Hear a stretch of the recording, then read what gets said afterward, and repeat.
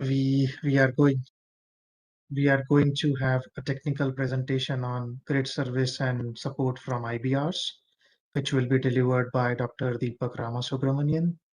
The presentation will go about 50 minutes, and then we'll have around 10 minutes for Q&A session or more, depending on the number of questions we have. Please post your questions in WebEx chat box during the webinar if you have any. With that, let me introduce our today's speaker, Dr. Ramasubramanian. So Dr. Ramasubramanian is a principal technical leader at Electric Power Research Institute, also called EPRI, in Transmission Operations and Planning Group. Deepak joined EPRI in 2017, where his work is in the area of modeling, control, and stability analysis of the bulk power system, with the focus on impact of large-scale integration of inverter interfaced generation and load.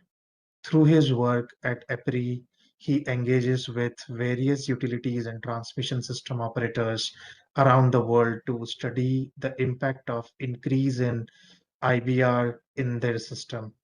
Many of his projects have resulted in technology transfer to commercial simulation software and also have become part of the utility planning process or guide. In the Unify Consortium, he serves as an EPRI representative on the leadership team, co-leads the modeling and simulation area, and leads the standards area. He's a recipient of 2022 IEEE PES Chapter Outstanding Engineer Award, 2 ESIG Excellence Awards, North American Synchrophaser Initiative, also called NESPI, Outstanding Graduate Student Award, and lastly, Power System Operation Cooperation Power System Award. He received his PhD degree in electrical engineering from the Arizona State University, Tempe, USA in 2017, and his MTech degree in power systems from Indian Institute of Technology, New Delhi in 2013.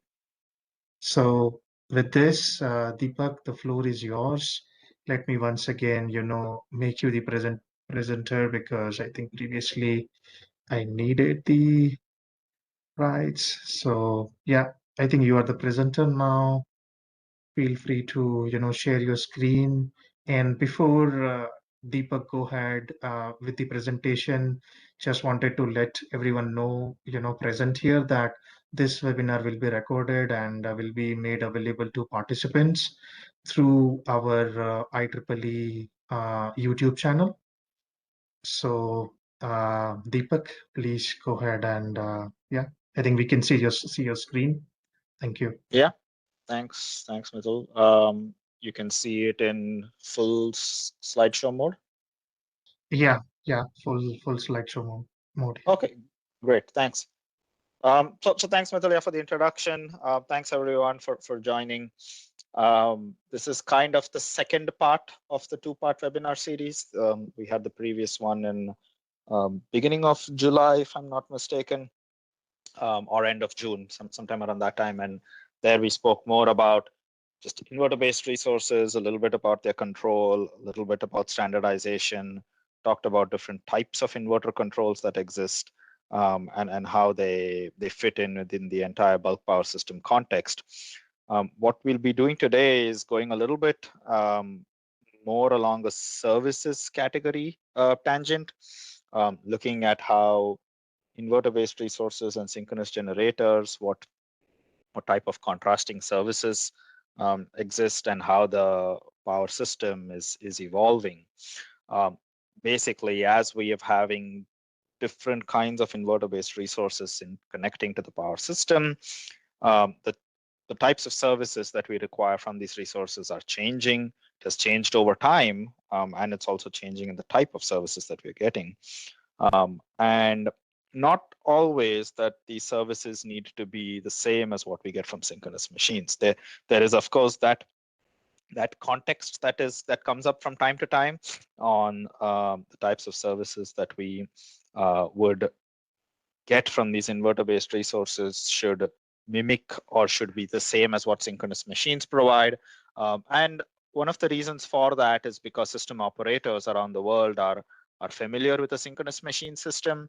An inverter-based resource system gives them pause and requires them to probably think of the system operation in a different manner, which is a challenging task. And the familiarity aspect of synchronous machines potentially asks for the services to be similar to that. But that can be at the cost of not leveraging full capability from synchronous machines, so from inverter-based resources. So we're going to talk about how some of these services are going to be different from synchronous machines, but we'll also be limiting the discussion to only the set of services that come into play in a short time scale. So essentially, less than a minute after a disturbance occurs, within that short time frame is what we're going to be talking about. And the needs of the system and the services that we want from these resources, the mapping is not necessarily one-to-one.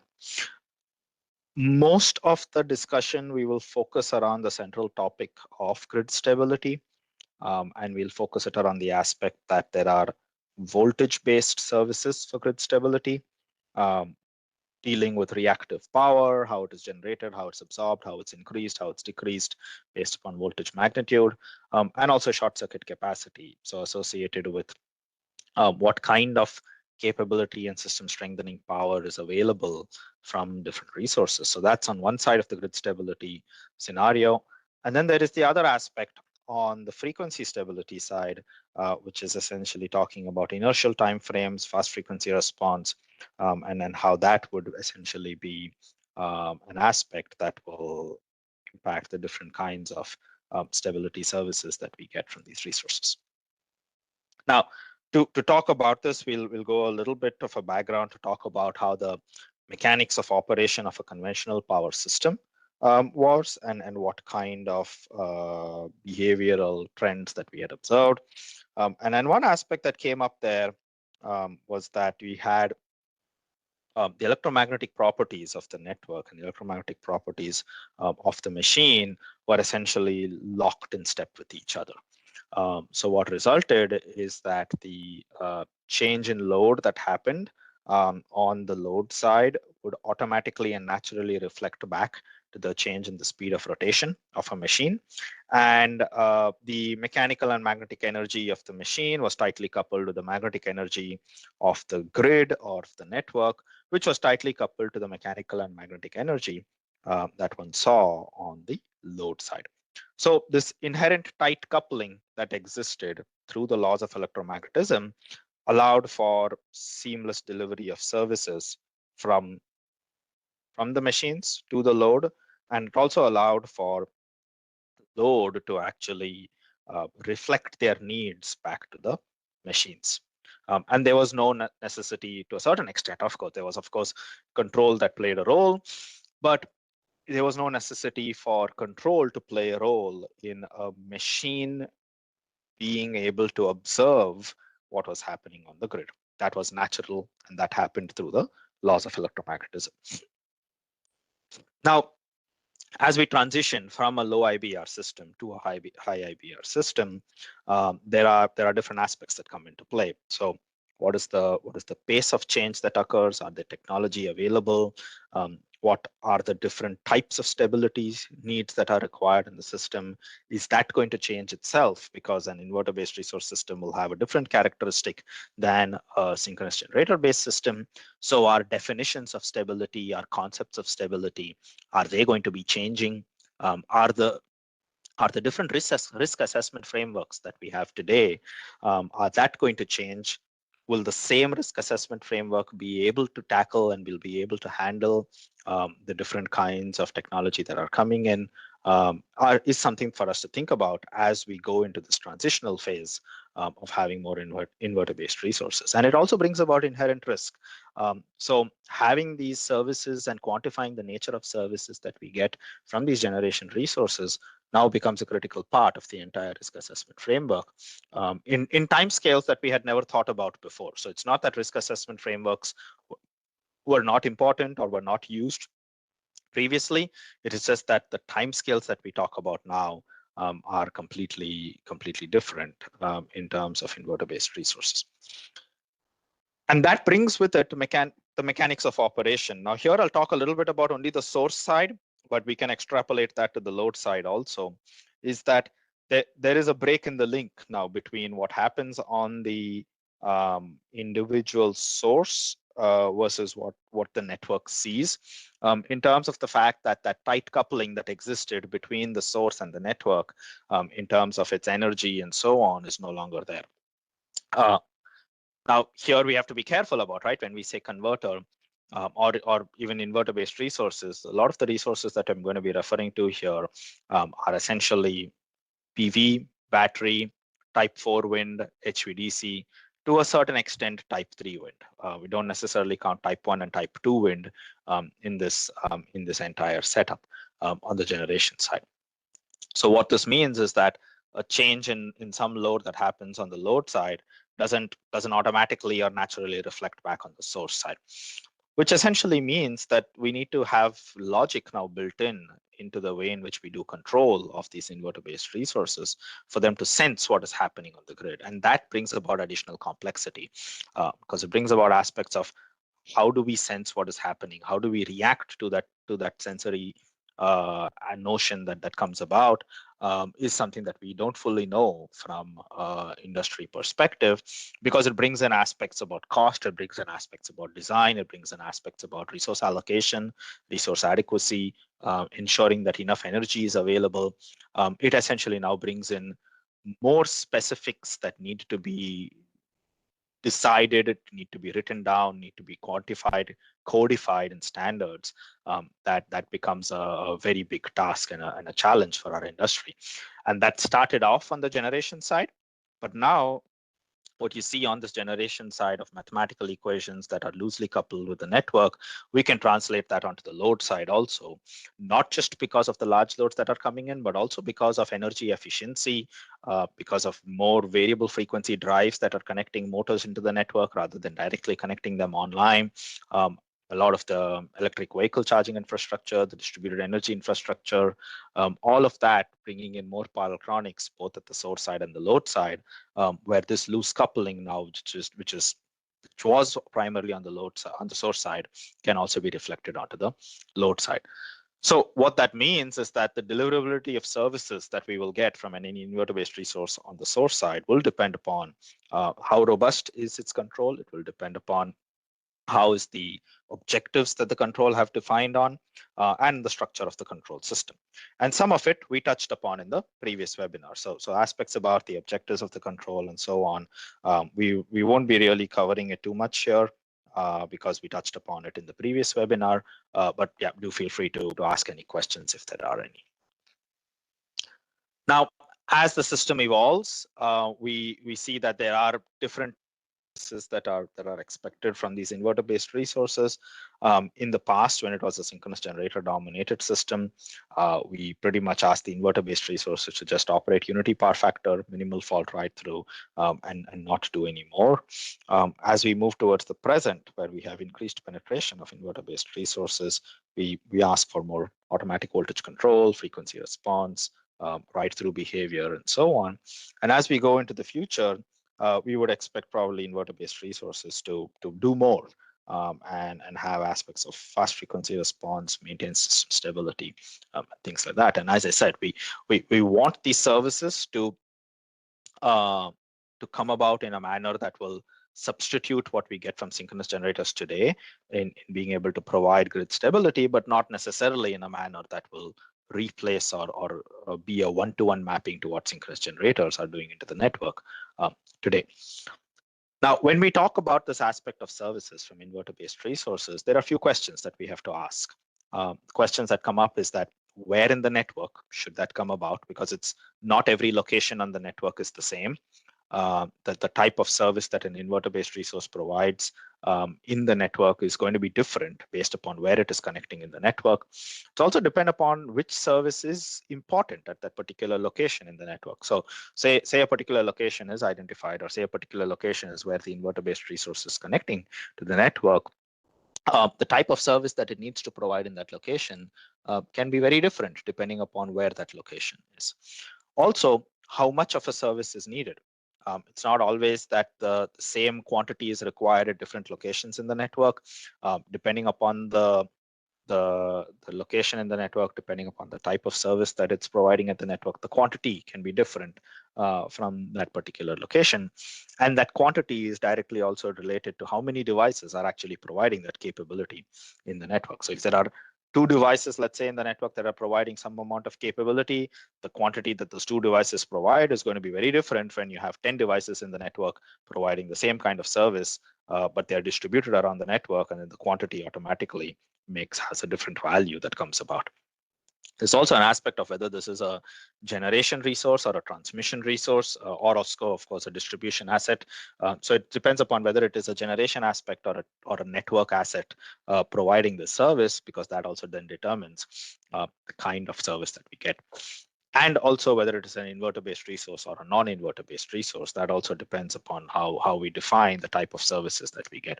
So as we start planning for a system with higher inverter-based resources, there are all of these interrelated questions that need to have answers developed for them. And of course, we have to start somewhere, but we have to keep in mind that the answer to one question is going to impact the answer to another question. And there is this circular structure that follows, which will take some amount of iterations to go through before one can arrive at a solution in the system. And the changing nature of the system is also going to influence. So this is a multi-dimensional problem that does need to be solved. We don't have all the answers, of course. This is where a lot of the research work still needs to be done in solving this multi-dimensional, multi-timescale problem. But there are a few aspects that we do have some visibility into that can help provide some kind of a solution. The other aspect that comes into play now is it's not just from the total network side, but also from a particular inverter-based resource side, is the different categories of services that do come about, right? So you need to have a fast and stable response to events. You need to help maintain voltage. You need to help maintain frequency. You need to help provide robust fault right through and potentially provide black start capability. And here is where now it depends upon, it's not just one particular inverter-based resource against the network. The network actually benefits the most when various devices work together as a team for these 4 categories of services. So what this is meaning to say is that, let's take the aspect of help maintaining frequency. The network benefits the most when there are more devices providing frequency response capability rather than only a few select devices providing it. Now, what that means is that it's not that a device cannot provide a large amount of capability. So for example, it's not that one inverter cannot provide 10 megawatts of frequency response capability. It's that the network will benefit the most if there are 10 inverters providing 1 megawatt of frequency response capability rather than one inverter providing 10 megawatts of frequency response capability. So the way in which we have to have a trade-off here when we do system planning with the different kinds of services is when also defining the quantity of service required from a particular resource, we need to get an understanding of when will the network benefit the most, or how will the network benefit the most when we're talking about these different capabilities and services. The exception, of course, is black start capability, because black start capability is where you need a most valuable player, you need an MVP to help kickstart the system, to help start up that initial aspect of the voltage and frequency of the network. And that is where sometimes the sole resource capability comes into play. And as I said before, the mapping between these needs of the network and the services that an inverter-based resource provides is not necessarily one-to-one.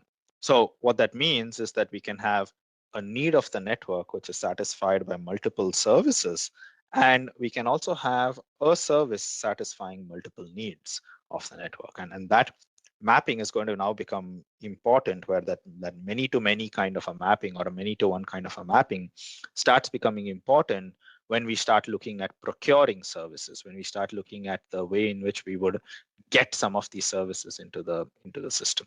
And that becomes important when we are starting to look at maybe incentivization, starting to look at the ways in which we can actually pay for some of these services if needed, because it has an economic aspect associated with it.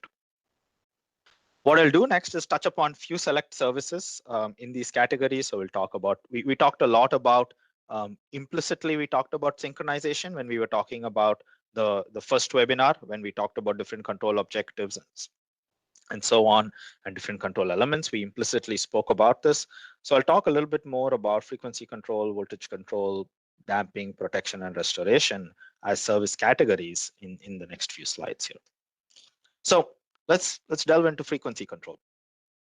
Factors affecting frequency stability. It's not just the system inertial energy that is available. It's also about the type of frequency reserves, the way in which those frequency response services are provided, the magnitude of the power imbalance that occurs in the system. And yes, of course, when we have reduced amount of synchronous inertia or system inertia, there is a potentially higher rate of change of frequency that can exist. But the aspect of mitigating that can sometimes also be mitigated by fast frequency reserves that are there in the system. And to take a look at that, let's go through this example where we have 4 different curves, where the blue curve is just a general synchronous machine with governors and enabled.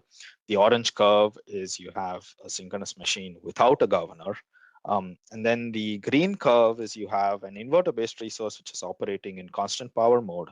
And the red curve is an inverter-based resource providing some kind of a fast frequency response. And we have to look at this in different time scales, wherein you have an electromagnetic response that initially kicks in when you have a synchronous machine. This response is not to be not to be confused with anything called voltage source behavior or any of those kind of responses. It is actually pure electromagnetic response. An inverter-based resource also has this. It's just on a much smaller time scale that an inverter-based resource has an electromagnetic response that comes in depending upon its filters and depending upon what kind of capability it has. And then there is an inertial energy injection period that exists for a few seconds. And you can classify that or quantify that by seeing the difference between a synchronous generator with a governor and a synchronous generator without a governor. You can kind of see the time in which the governor starts becoming dominant, or the exact instant where the governor starts becoming dominant, and the instant where the inertial energy contribution starts declining from the particular machine response. You can also see sometimes a delayed energy injection from inverter-based resources. This depends upon the type of inverter-based resource, of course, and it depends upon the control objectives that the inverter-based resource has, which we covered in the part 1 webinar. But some of the maximum kind of delays we can see is around 500 milliseconds. But the delay is sometimes compensated by having more higher sustained energy injection from the inverter-based resource. So these are the different aspects that we do need to play around with when we are looking at frequency response and energy injection from inverter-based resources. But this aspect about the 500 milliseconds and how the sustained energy injection from the inverter-based resource can be useful is important from a larger system study perspective. There were 2 studies which I can cite here. One is in Australia and one is in ERCOT, which actually looked at how when you increase the level of fast frequency response, it reduces the minimum amount of inertia that might be needed on the system. So fast frequency response provided by inverter-based resources reduces the minimum level of synchronous rotating machines that needs to be there in the network. Note that this is intentionally called fast frequency response and not called as virtual inertia or emulated inertia or anything like that, because the mechanisms are completely different. Fast frequency response can have a little bit of delay in the injection that is there, but that delay in that injection of energy is not necessarily at the cost of having more inertial energy required in the system. You can actually reduce the amount of minimum energy that is required in the network, and seeing in two different studies that were done. But at the same time, fast frequency response is not always good. So we have to be careful about how we deliver this fast frequency response into the network. There are certain portions of the network where delivering fast frequency response may actually introduce oscillations in the system. And there are certain systems in this particular kind of response behavior where we have to be careful in how we are pushing fast frequency response to the network and be capable of damping it out. So locational impact of fast frequency response is very critical and very important. So while fast frequency response can help and reduce the level of minimum inertia that is needed in the system, if it is not delivered in an appropriate manner, in an appropriate stable manner, it can actually be detrimental to the system. And that is something that we have to be cognizant of as we go towards different kinds of frequency response capability from inverter-based resources. We'll talk a little bit then on the next category called voltage control services from inverter-based resources. Now here again, there are two ways in which voltage control can be provided. There is an aspect of providing voltage control, say at the plant level, versus an aspect of providing voltage control at the inverter level. And they have two very different properties when it comes to providing this response to the system. So when you have something called voltage control at the plant level, one of the things that we would see is initial non-minimum phase response. And what's non-minimum phase response is that the voltage reduces, but the Q output that one sees with the plant POI may not always immediately increase. It might sometimes first decrease and then increase slowly, depending upon the nature of the plant. Whereas when you have something that's called terminal voltage control at the inverter terminals, one can have much higher Q injection or much faster Q injection that comes about, depending upon how the individual inverter units or individual turbine units are structured to provide this kind of voltage control. And depending upon, again, which location in the network, the level of services to be provided, the time frame of services to be provided, one may be chosen over another because they both have advantages and disadvantages. Fast control, again, doesn't always mean stable, because then it can mean that there are more devices fighting against each other to try to control voltage, to try to control a particular point in time and a point in the network. Whereas the slower control has this non-minimum phase response, which can be detrimental for certain events and certain locations in the network. There is one aspect where we found out that this capability to provide both the fast frequency response and the dynamic voltage support or fast voltage control can increase the level of wind export that we saw in one region of the network, which essentially points towards the fact that there can be scenarios where having this kind of a response provided can actually help in increasing the export of power from a particular region in the network. What we also found out was that depending upon how we have this fast voltage response or not, or fast voltage control or not, we actually can result in having stable or unstable behavior. So if you quantify the fast response or the voltage response in the first second after a disturbance, then if you have no fast control, then you basically control response. If you have fast voltage response from some existing inverter-based resources, you can still result in an unstable solution. What this also means is that it requires an additional inverter-based resource sometimes, providing this capability, which may increase the level of burden that this additional resource provides onto the network. But if you have some existing inverter-based resource providing this fast voltage response, and you have this new inverter providing the fast voltage response, then you can reach to stable scenarios. So the idea here is to say that when you have some of these faster voltage responses provided by existing inverter-based resources, it can reduce the burden that comes about on the new inverter-based resource coming into the network and inherently lead to some more economical and efficient kind of situations or simulations. Voltage control by nature is local. So what this also points towards is that even though you might have some amount of fast voltage support provided by existing inverter-based resources, since the voltage support is mainly local in nature, it may not always result in a system-wide stability or a system-wide solution. It does very much depend upon where in the network these resources are providing the particular capability and the services. The next kind of service that we have come across from inverter-based resources is the damping capability. So this damping capability is now coming up more and more as a need for inverter-based resources, and that's because of the different oscillatory behavior that is being observed across various systems. So power oscillation damping in inverter-based resources, it's an effort or is a method that can be used very similar to power system stabilizers. There are some inverter controls that might have some inherent damping capability, but that's not always across all frequency ranges. And the beauty with the inverter-based resource and the damping capability that we can get is that it can be either on the active power or on the reactive power. So depending upon what kind of damping capability one can have different kinds of modulation come about in the system.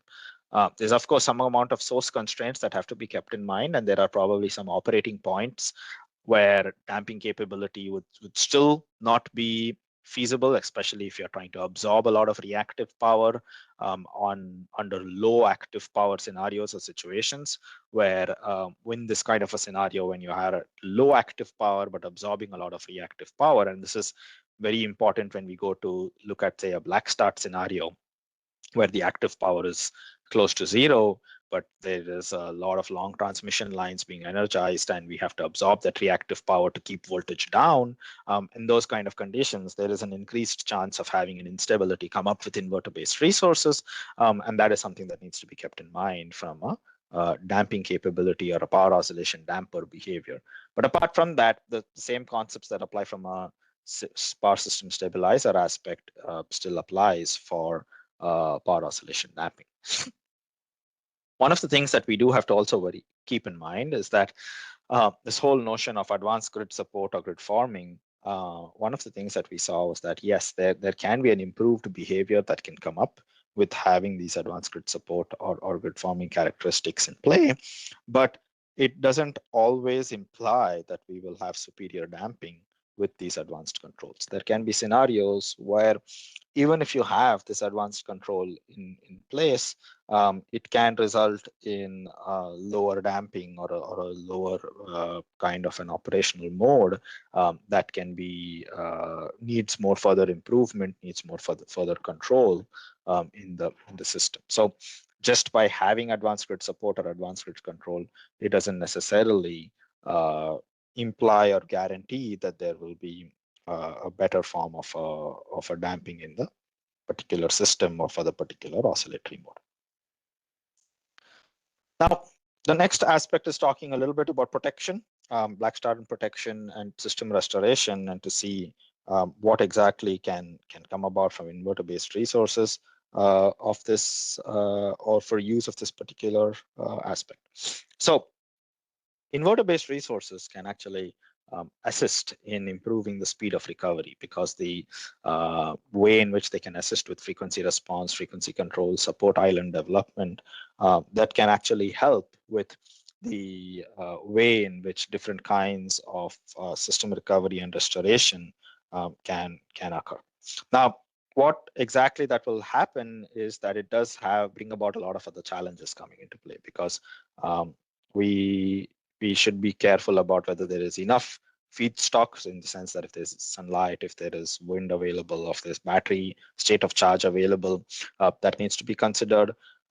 Energization of different plants, that is going to be important to look into, because the way in which the inverter-based resources will have a role in playing that energization capability is going to be challenging, especially if there are large transformers, and then there's protection aspects that need to be considered, and so on. What also happens with inverter-based resources is that, so synchronous generators and synchronous machines, there is the aspect that the synchronous generator and synchronous machines are more known in terms of their behavior, in terms of their control, and restoration as a process is also already very complex. And adding in more complexities with respect to OEM black box models, with respect to the aspects that there are no expert knowledge related to the converter level design, the converter level operational characteristics, the parameters, and so on, can lead to the fact that there is lesser amount of capability that a system operator will have in being able to really study what would happen to the restoration sequence and the energization sequence that the inverter-based resources have to go through. So the aspect which is the complexity of that really brings into light that the we are already dealing with a complex situation of restoration, and having the OEM models into that brings in added complexity. It's not that that is a stopgap or a it's not that because of that one should not consider inverter-based resources for restoration or black start. There is a lot of potential and capability. It just brings in more challenges that we have to, as an industry, evolve with in doing restoration. Next category that I'll quickly talk about is fault right-through behavior with inverter-based resources. This is a topic that is very, very highly under research right now. Especially to try to get an understanding of how much fault current should a particular inverter-based resource provide, what type of fault current should it provide, and also how should that fault current be for balanced faults versus unbalanced faults. So there are certain three kinds of conflicting requirements to a certain extent. As I said, how much of fault current, what kind of fault current, should it be active or reactive, and also what kind of current should be there for balanced versus unbalanced faults. There are different requirements that are coming into play also. So there's some requirements from the IEEE 2800. There are some national grid codes that come into play in different parts of the world. And there are sometimes utility or ISO specific interconnection requirements that also play a role. And if we had the aspect that inverter-based resource dynamic and transient modeling was complicated, modeling the short circuit performance sometimes is even more complicated. One thing to note, though, is that an inverter-based resource need not necessarily provide 6 per unit short circuit current like a synchronous generator. There are many ways in which relay and protection algorithms can adapt to that lower fault current level that an inverter-based resource provides. It does require a way to look into the protection settings and to see what exactly is there and how or when a misoperation or maloperation might occur. But we don't necessarily need 6 per unit fault current from an inverter-based resource. Just to give you an overview of IEEE 2800 and how it defines fault current and right-through capability for inverter-based resources right now. And this is something that also may go through an amendment based upon recent research work that has come about. But generally, it has been reactive current injection, Q priority, and then an incremental positive sequence reactive current injection, incremental negative sequence reactive current injection, and then depending upon when the current limiter gets hit, different ways in which that current limiter or current should actually split up when there is a limiting action that comes about. One aspect of fault right through is the way in which, or the type of current that an inverter-based resource provides during fault right through.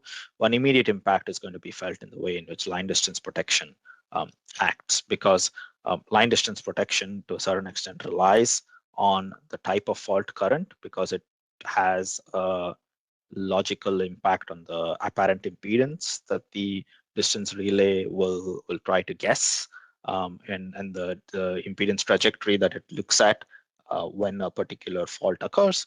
And if there are aspects that come into play with different types of fault current, then the relay might either overreach or underreach. It might also have misoperations that can occur. There are ways, of course, to retune that in terms of helping the relays by having inverters provide negative sequence current, or by helping the inverters actually provide maybe some zero sequence current also. But that is something that will also depend on a case-by-case basis with respect to the particular inverter-based resources and the protection elements that are there. Now, as you've seen that these various services, there are various services that can be stacked on. And some of these services were naturally provided by synchronous machines. So we didn't really have to think about how it is being provided or what kind of way in which it is being provided. But with inverter-based resources, a lot of these now are trade-offs. So when you have one particular service or when you're asking for one particular service, then the corresponding service can particular be at a trade-off in which you're getting that. So what this essentially means is that we now have to weigh, or we have to have different mechanisms for procuring these services. That it's not a given that all services will be available all the time, because if that is the case, then maybe a lot of overbuilding might be needed, and a very high capacity inverter might need to be developed. But it's also the fact that there are different types of services that might be needed at different points in time, at different points in location. So some form of a way to procure these services might be required. There are different mechanisms available to do this procurement of services. There are either auction markets where inverter-based resources may be able to bid into it. There are tariff-based services where, depending upon a set tariff, a fixed rate, different kinds of services can be provided. There are competitive solicitations where there are different inverter manufacturers can provide their different capabilities and can be selected, or supplied without payment, which is more of just having a grid code saying some capability should be mandatory, and there is no, it's a minimum entry bar that is there in the system. From an IBR perspective, there's now a balance that needs to be there, right? So that they go into the ancillary service market that are small and thin, that help for revenues there, with the hope that the revenues grow over time, or there are aspects of having the financial incentives, credits, and so on. That decision needs to be balanced for each individual resource, inverter-based resource, in the way in which they would bid for these services, in the way in which they get paid for these services, or in the way in which the inverter-based resources says that, okay, this is deemed to be mandatory from this particular grid code, and as a minimum bar of having to play into this particular grid, and it's something that they have to provide. There are different market outcomes that can come about for this. Today, we have a mainly energy only or an energy dominant market, and then the capacity markets and the ancillary services markets are relatively smaller portions. And maybe that changes over time. There can be different scenarios that we can envision. There might be scenarios where a capacity market doesn't exist at all. It's more of just an energy and an ancillary service market, or the equation shifts around where it's more of ancillary services being the market, and then the energy markets are a smaller market, or it's the more of the capacity markets being more larger, whereas the other aspects are smaller. So we don't know yet how this will go about, and this is where different ISOs, different regions might choose to have different ways in which they get these services from these inverter-based resources. And as their network transitions from a synchronous dominated system to an inverter-based resource dominated system, the way in which these services are procured can change over time.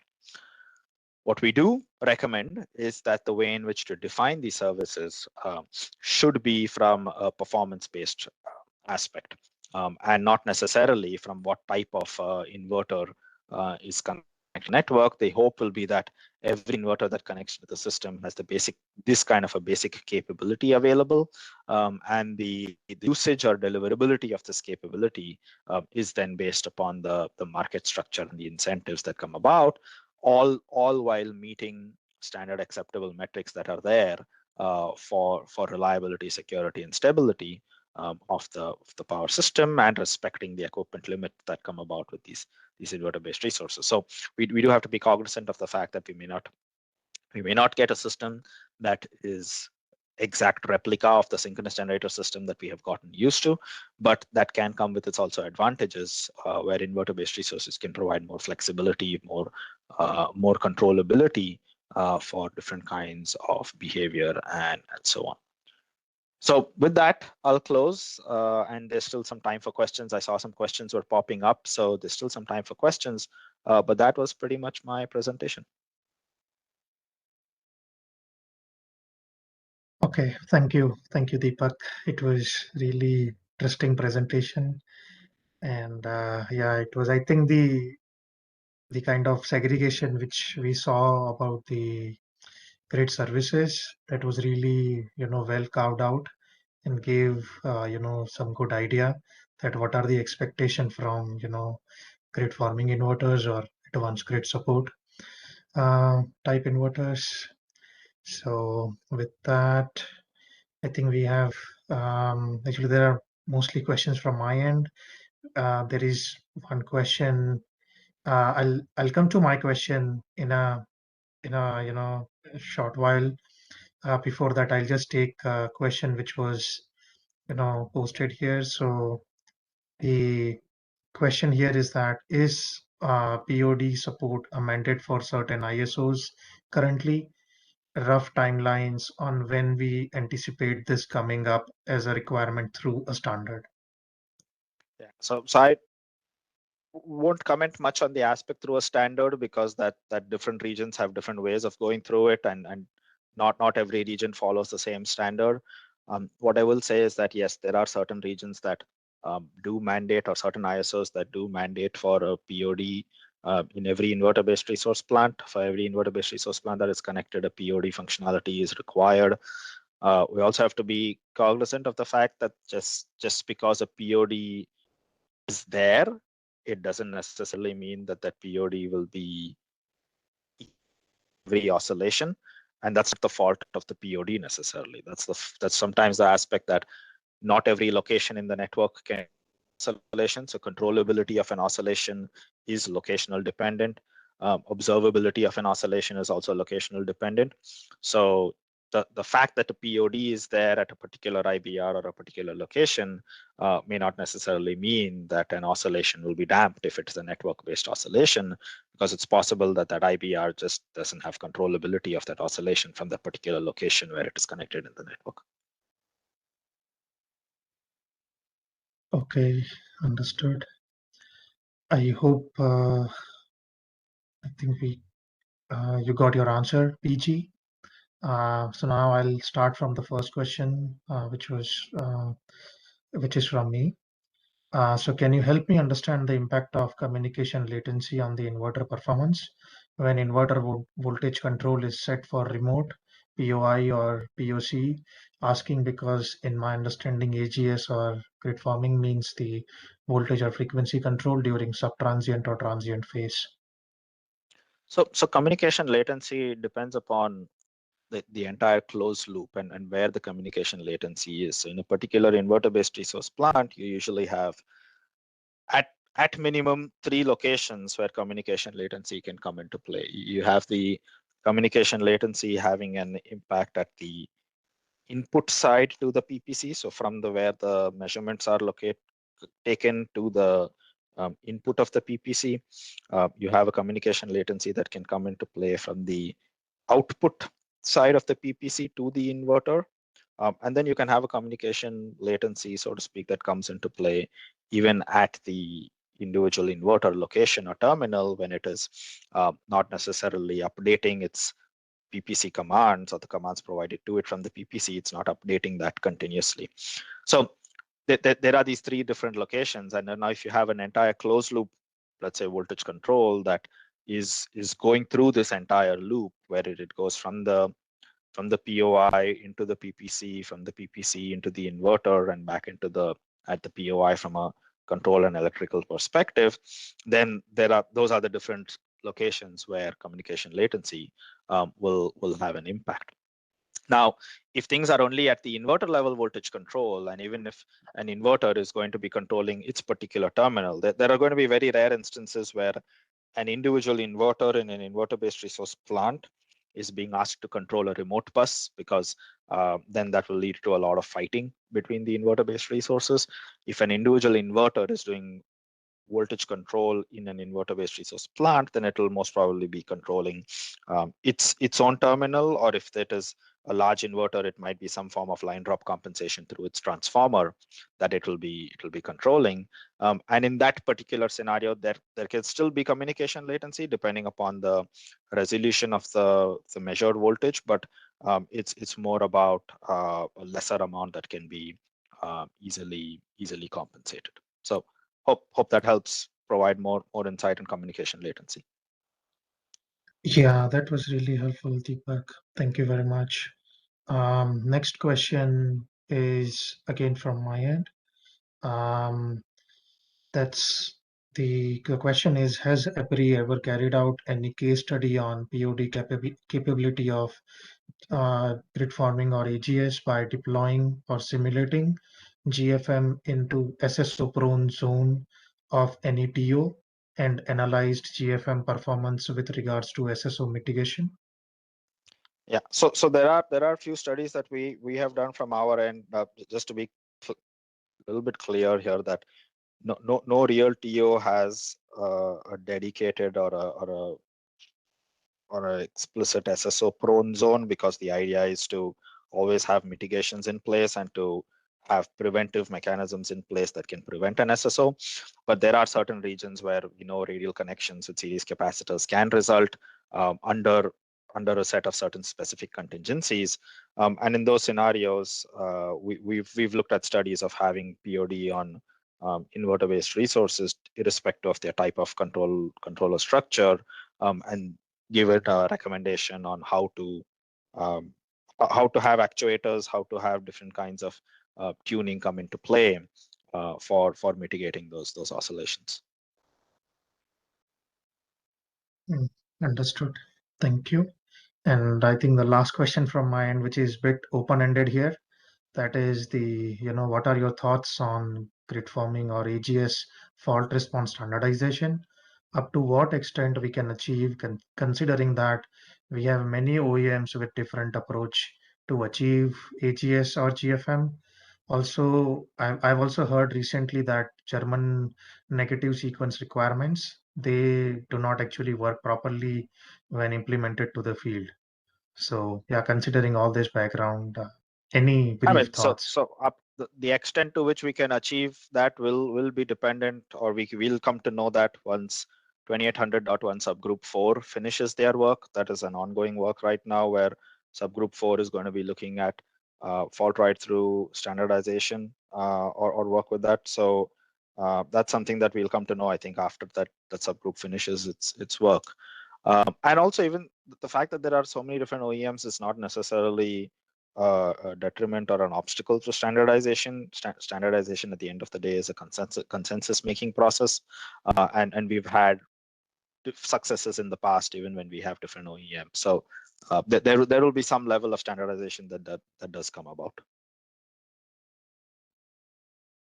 Understood. Thank you again. Now we have a question from Masood. He's saying that, thanks, Deepak. I have two questions. One is regarding the voltage support. Why having some existing IBRs providing voltage support lead to instability? And can you also discuss different IBR control modes used in operation, like troop or virtual inertia? Yeah. So one of the main reasons why you have voltage support from existing inverter-based resources leading to instability is now related back to the previous question on communication latency. What ends up happening is that if you have voltage support provided through the plant controller and through the entire communication latency interface that exists, and then if the communication latency is large and the system is weak and the voltage support is aggressive, then those three factors together will play a role in leading to instability. And that has been one of the reasons why instability comes about. Now, different IBR control modes that are used in operation, I'll refer you to the previous webinar that was there, where it went into some of the details of IBR control modes. What I would say is that various OEMs have their own flavor of inverter control modes that they provide. So that there can be just some of them using regular PLL base. There are some that use droop, some use virtual inertia. There are combinations of them. There are hybrid modes that exist. And there are various features and add-ons that each OEM uses on top of them. What is probably rather more important, at least from a system-wide perspective, is to help identify what kind of performance is needed for each of these inverter-based resources, and that performance then can be delivered by any control mode that the OEM chooses to use.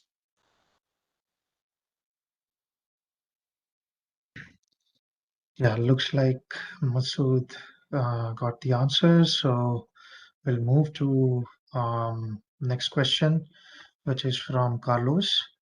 Carlos, thanks for joining. It's great to have you here. So Carlos's question is that, or more like a comment, great presentation, but protection of plants and renewable energy systems continues to be a significant challenge. In summary, the primary, though not the only, solution will involve the development of new algorithms working in conjunction with existing ones based on the fast Fourier transform.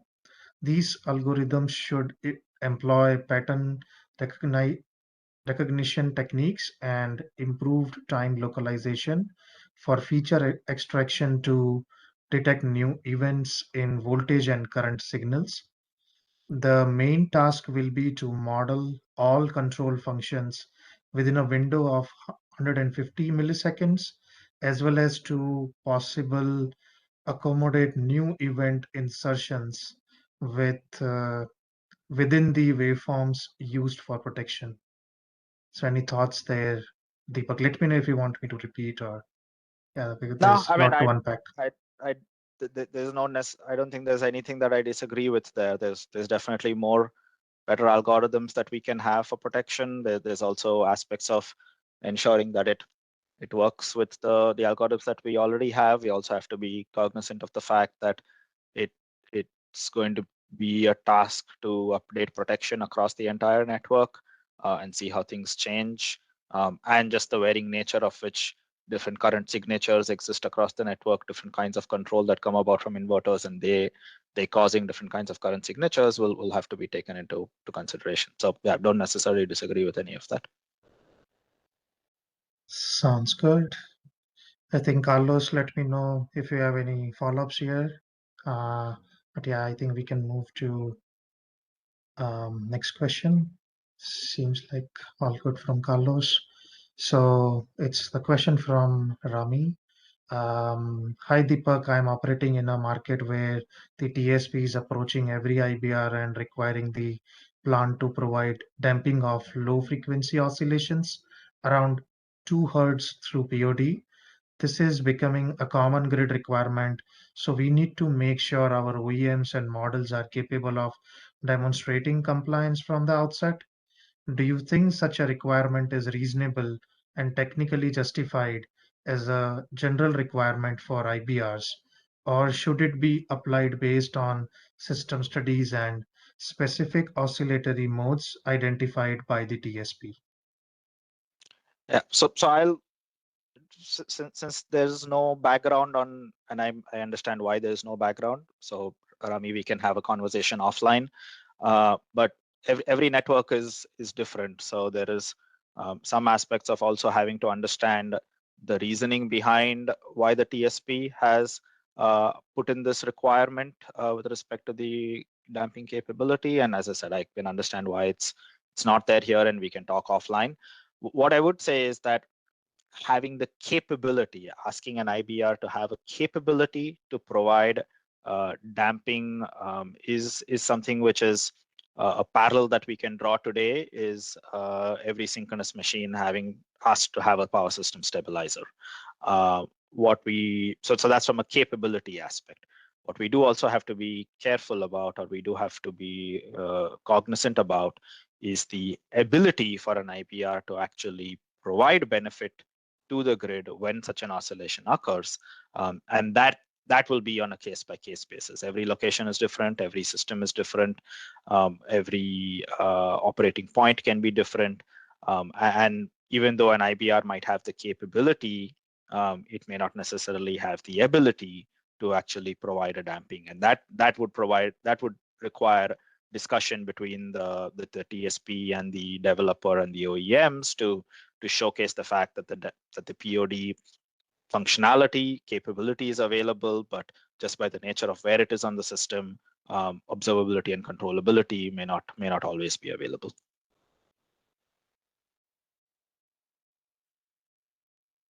All right. I think Rami got the answer. And yeah, if Rami, if you need any follow-up here, feel free to pass along your question to me or directly to Deepak. And yeah, there can be an offline discussion on that. But yeah, with that, I think we are at the end of our presentation today. And no further questions, I think, from the audience here. So with that, I think we can conclude the webinar. Deepak, I really would like to thank you so much for, taking time off, from your busy schedule. You have been with us for, two-part webinar. Both webinars have been very insightful. And yeah, your support is greatly appreciated. Thank you so much. Oh, thank you very much. Thank you for having me.